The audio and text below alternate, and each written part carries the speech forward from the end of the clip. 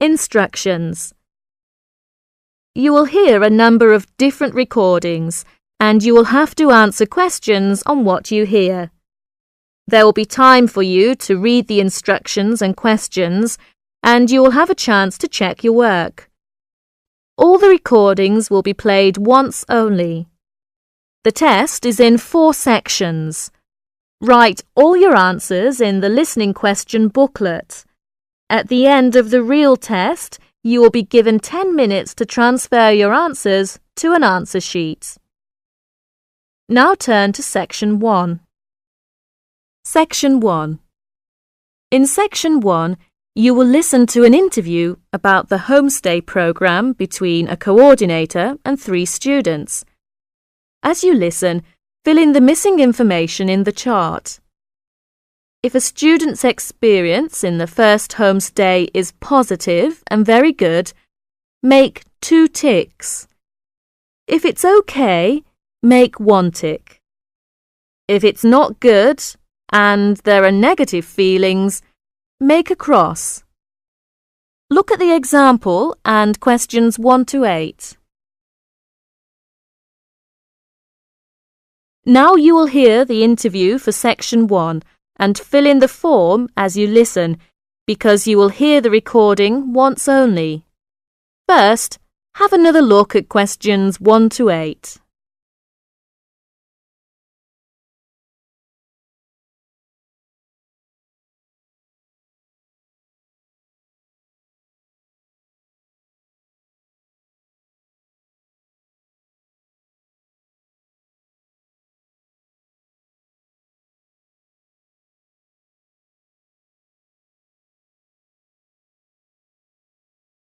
Now you will hear the interview.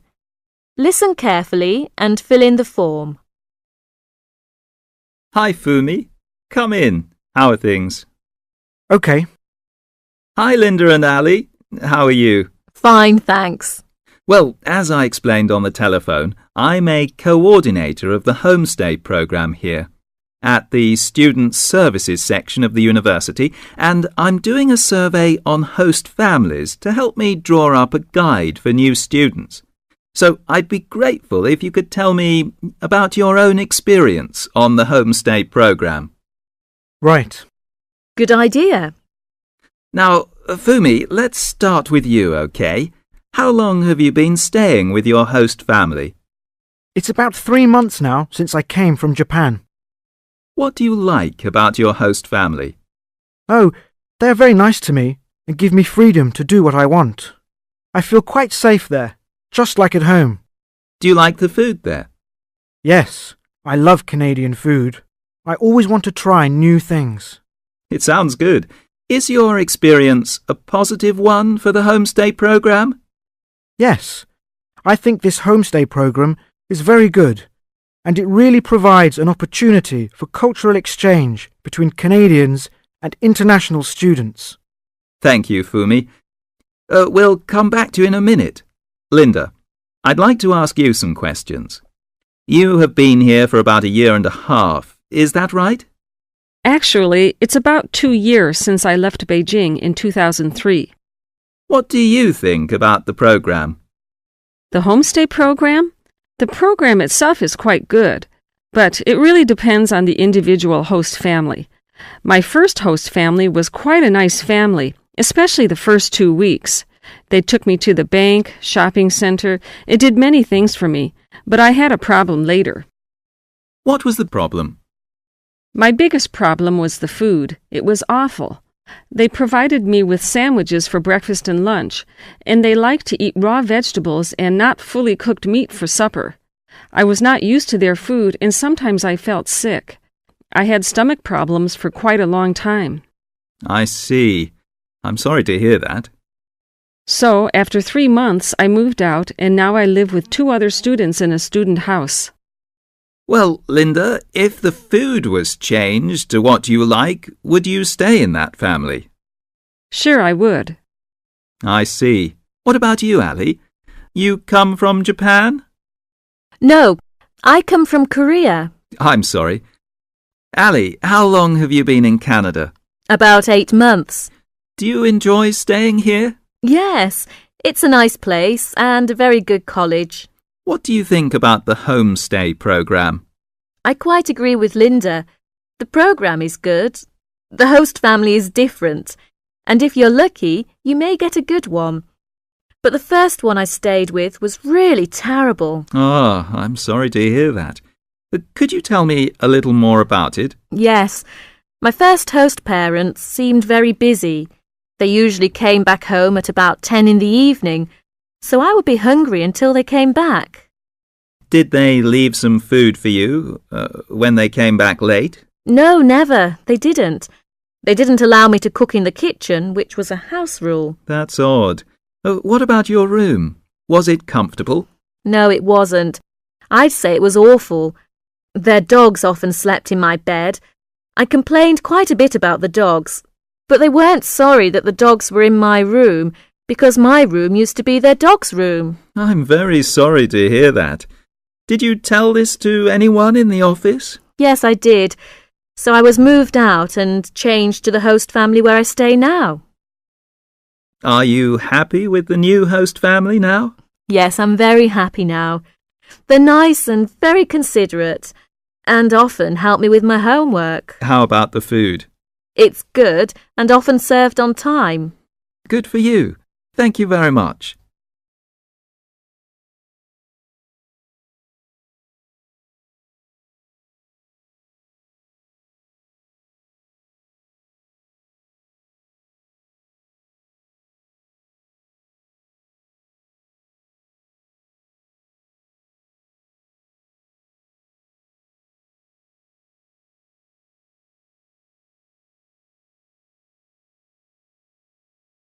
That's the end of section 1. You will have 30 seconds to check your answers.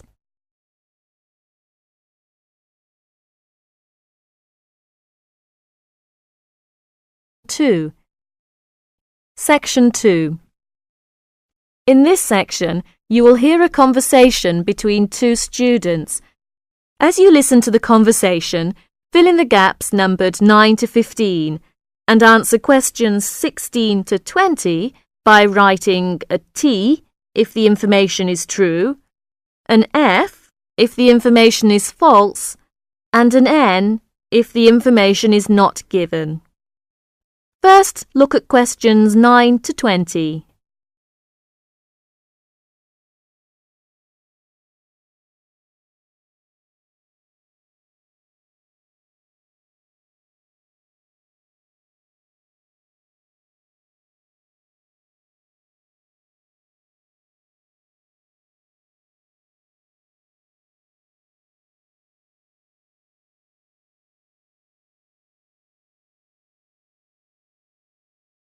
Now listen to the conversation and do questions 9 to 20. Hi, Marty.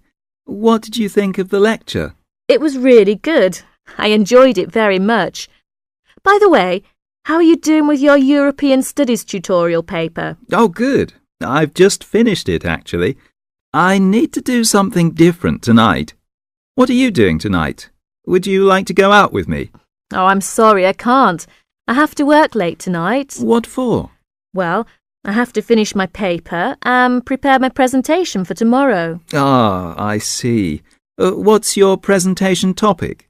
Well, after some consideration, I decided to talk about Napoleon. Oh, that's an interesting topic. Napoleon is one of my favourite characters too. Have you got time for a cup of coffee? Can you tell me about it as a sort of practice? That would be great. Now, tell me about Napoleon. I know he used to be a French soldier, and very quickly he became Emperor of France. Do you know when he was born? Yes. He was born in 1769 on the island of Corsica, and when he was only 10 years old, his father sent him to a military school in France. Was he a brilliant student at school? No, he wasn't, but he excelled in mathematics and military science. And then, when he was 16 years old, he joined the French army. Oh, I didn't know he joined the army that young. His military career brought him fame, power and riches, but finally defeat. Napoleon became a general in the French army at the age of 24. Several years later, he became Emperor of the French Empire. Do you know when he became an emperor? Yes, on May the 18th, 1804, he became Emperor of France, and the coronation ceremony was held at Notre Dame on the 2nd of December. He was only 35 that year. He was really many things, but he was, first of all, a brilliant military leader. His soldiers were ready to die for him. Yes, he was really short too. Of course, Napoleon had so many military victories, so his size wasn't an issue. You're right. At one time, he controlled most of Europe. Yes, but at that time many countries, including England, Russia and Austria, fought fiercely against Napoleon. Right. His defeat came when he decided to attack Russia. In this military campaign in Russia, he lost most of his army. Shortly after his defeat, his abdication followed at Waterloo. And then he tried to escape to America, but he failed. He finally surrendered to the British government, and then they exiled him to St. Helena Island. I know his last years were spent there with a few chosen comrades. Do you know how old he was when he died? He lived there until he died. He died in 1821 when he was only 51 years old. He died alone, deserted by his family and his friends. Well, that's a pretty sad way to end one's life. Well, Marty, I'm sure your presentation will be really good. You know, you could also give the chronological order of his life, and this may help your classmates to follow your presentation. Yes, that's a good suggestion. Thank you, Tom. You're welcome. I have to go now. I have another lecture to attend. Good luck. Thank you. You've been really great help. I'm sorry that I can't come out with you this evening, but have a nice time. Bye. Bye. Section 3. In Section 3, you will hear a talk on ocean spills. As you listen to the talk, circle the appropriate letter for questions 21 to 23 and complete the statements numbered 24 to 30 by writing no more than 3 words in the spaces provided. First, you'll have some time to look at questions 21 to 30.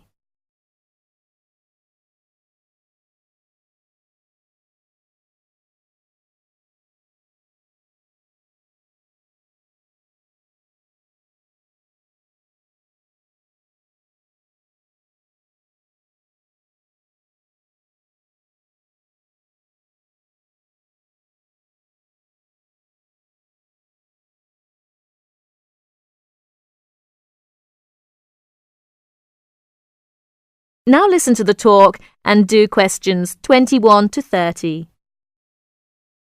Good morning, everyone. Today, I'll talk about unusual ocean spills that have occurred in the world's oceans. In November of 1992, people at beaches in Canada and Alaska noticed something strange. Blue turtles, red beavers, green frogs, and yellow ducks came bobbing toward them. They soon found out where the strange creatures were coming from. A ship from Hong Kong was on its way to Tacoma, Washington, when it was hit by a severe storm in the middle of the Pacific Ocean. During the storm, huge waves washed 12 containers overboard. Inside the containers were 29,000 plastic bath toys.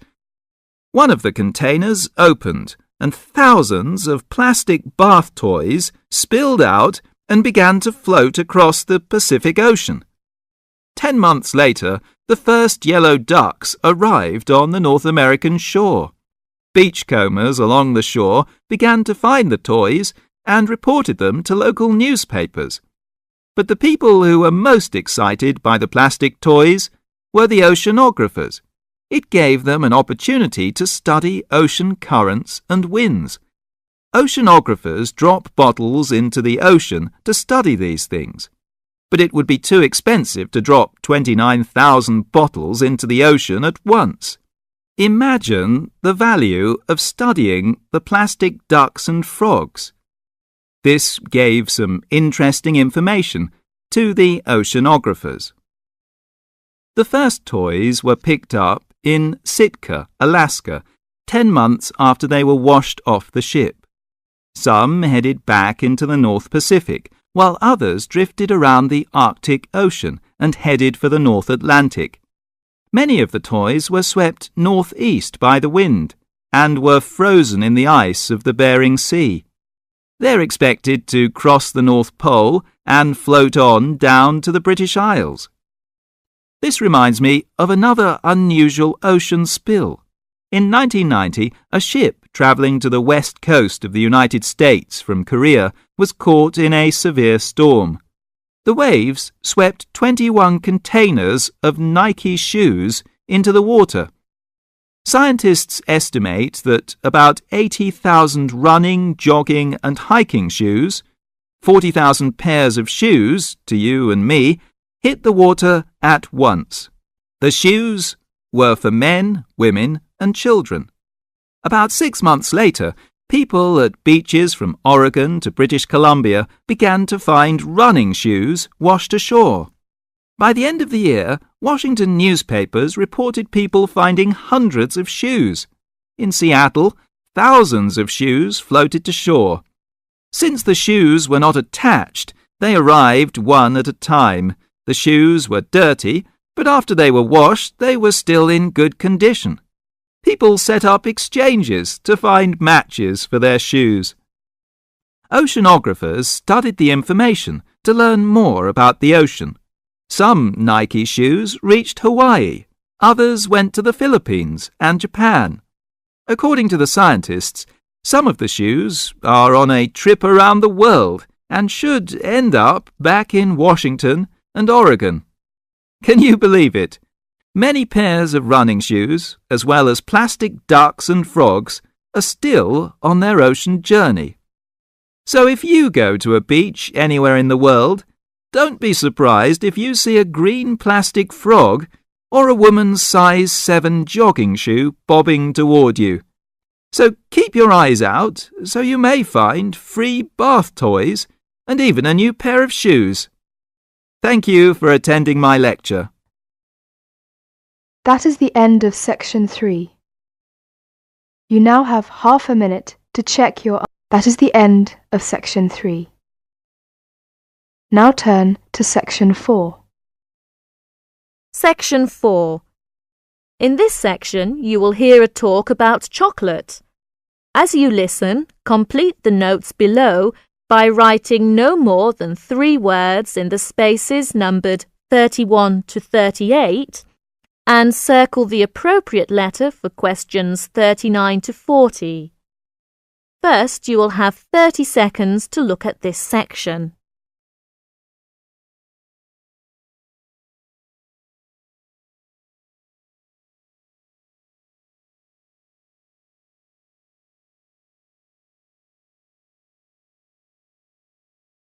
Now listen to the talk and do questions 31 to 40. Good morning, everyone. Today my talk is going to be about chocolate. I'm going to talk a little bit about the history of chocolate, but first I'm going to tell you a story about Julia Proctor. She eats her favourite food. She feels guilty. She knows that chocolate has a lot of fat and sugar, but Julia says she is addicted to chocolate, and once she starts eating it, she can't stop. Julia isn't the only one who is addicted to chocolate. It is a favourite food for people all over the world, and in a survey of 16 different countries, people preferred chocolate to ice cream, cakes and cookies. In the United States, chocolate is a $10 billion industry. For Valentine's Day, for example, people spend over $400 million on chocolate. The idea of eating chocolate didn't begin until the 19th century. Before that, people drank chocolate. The custom began in Central America, where the Aztecs drank bowls of chocolate to stay alert. When the liquid chocolate was brought to Spain in the 1500s, people thought it was medicine because it tasted bitter like other medicines. In fact, The people who made chocolate into drinks were either druggists or doctors. Then people discovered that mixing chocolate with sugar made a wonderful drink. King Ferdinand of Spain loved this drink so much that he put out an order. Anyone who talked about chocolate outside the court would be killed. So, for about 100 years, chocolate was a secret in Spain. But finally, people found out about chocolate, and it became a popular drink throughout Europe. In the 1800s, a British chocolate maker discovered a way to make chocolate smooth and velvety. Then the Swiss added milk to the chocolate. Today, most Americans prefer milk chocolate, while most Europeans prefer dark chocolate. Now research shows that chocolate is actually good for us because chocolate has a variety of vitamins and minerals, and it has more than 300 different chemicals. One chemical works on the part of the brain that feels pleasure. People who feel good when they eat chocolate are actually healthier because feeling pleasure is important for health and can protect against illness. Good chocolate doesn't have much fat or sugar. You can enjoy it if you eat a little at a time. So, thinking about Julia Proctor, who I mentioned at the beginning, if you just eat a little at a time, that isn't a big problem. That's the end of my talk on chocolate. That's the end of section 4. You will have 30 seconds to check your answers.